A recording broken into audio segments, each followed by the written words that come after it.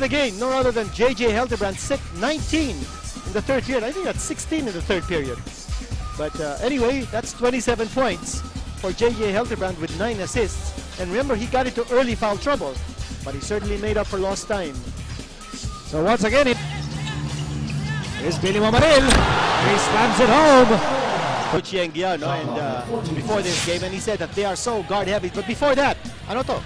So here's that slam dunk earlier mula kay Big Mama, Billy Mamaril. Yakult every day okay. Sigurado ka siya. Nice pick.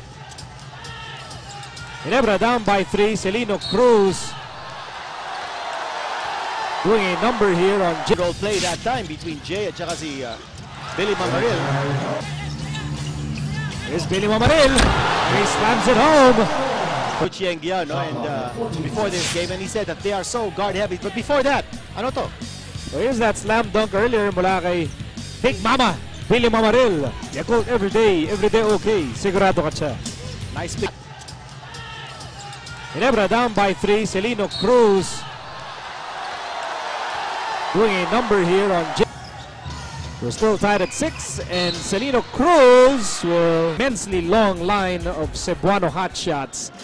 And Ginebra's had a winning record since acquiring the hitman from Red Bull. Yung pagkalipat ni Valenzuela sa Ginebra, walang quality minutes ang binibigay ni Adam Parada for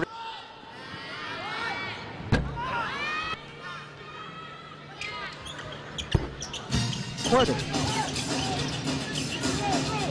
Here's Helterbrand for 3 off the mark. Helterbrand on the move. Here's Salvacion outside Kagiwa. Kagiwa pounded by Baguio.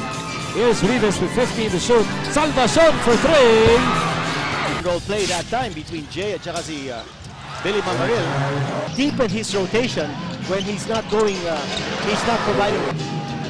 Time winding down here in the first half. It's a turnover. Apat ang inahabol ng try to make things happen here with 4 seconds to go. Helterbrand scores! For an emergency situation just to get their game going. Ginebra 60-51 as Vic Penisi on courts. Rebound para kay Alexander. Here comes Helterbrand. Helterbrand of Mamaril! Remaining in the third period. Here's Helterbrand. Look out! By the way, nakita nyo sa inyong mga TV screens kanina, mga kaibigan natin from Press Row, Elon Galvez at the Bulletin. And ready to defend whatever they throw at us. He's going to have to match their intensity and go above that. It's a Red Bull. 5 minutes to go in the third period. Helterbrand for 3. Yes, sir! As Rivas sends the ball back to Kagiwa. They swing it over to Helterbrand from the same spot. Face. Oh, yeah, so for George, right, that deserves ejection. Grounds for ejection. That deserves ejection. Whether it's whether accidental or whether he wanted to just swat the ball away in frustration, it just so happened nandun yung tawagan eh. Under 3 minutes to go in the third quarter. Helterbrand for 3, and he is blistering here. Helterbrand, who made a TM3 moments ago. Update sa inyo ng bagong TM Discarte Sim 30. Boy, he only had 83. Bola na kay Helterbrand. Helterbrand red hot in the second half, and Rivas scores off that 4% from 3-point distance. 98-87, lamang ang Ginebra. Here's Alexander. Helterbrand short. Rivas with another offensive rebound. Bagong shot clock na naman para sa Ginebra. Yan ang mabigat sa Barangay Ginebra. Even if Alexander is not getting you the offensive rebounds, there's help. Yung lang nagkukulang sila sa outside shooting, and they have not been consistent in getting those outside shots.